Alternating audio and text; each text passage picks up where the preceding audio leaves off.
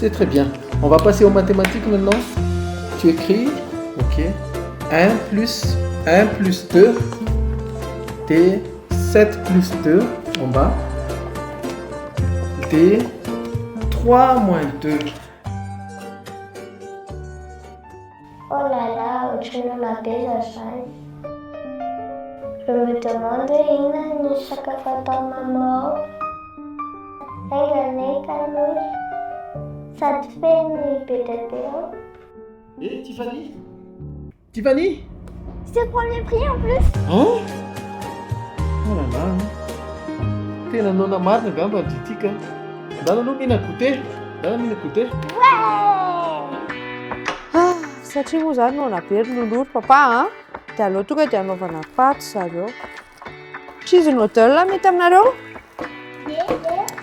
Cheese noodle zany sady rapide be no manoana antsy no tia paty mora indrindra hitako tany an-tsena mba ho azy. Ho an'ity recette ity zany tsotra kely paty premier rano dia fromage.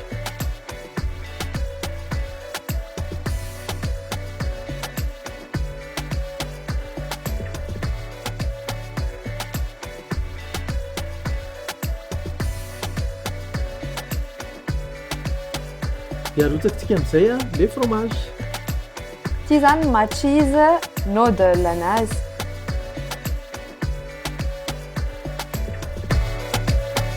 Masaka le premier prix, iza nihinana?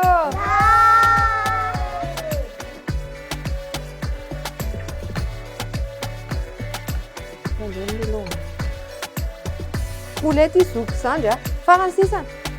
Voilà.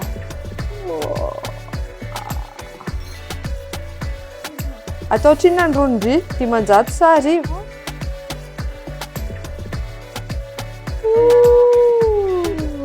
Dia asiana an'ity kely rano. Be ilay misy fromage Ouais yo, lasa ohatran'ny ramen ilay izy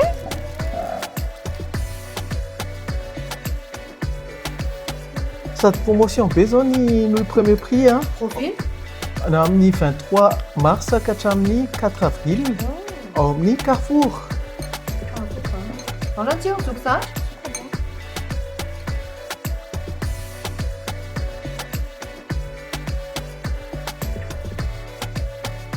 Dia ahoana moa fiteny zoko sandry?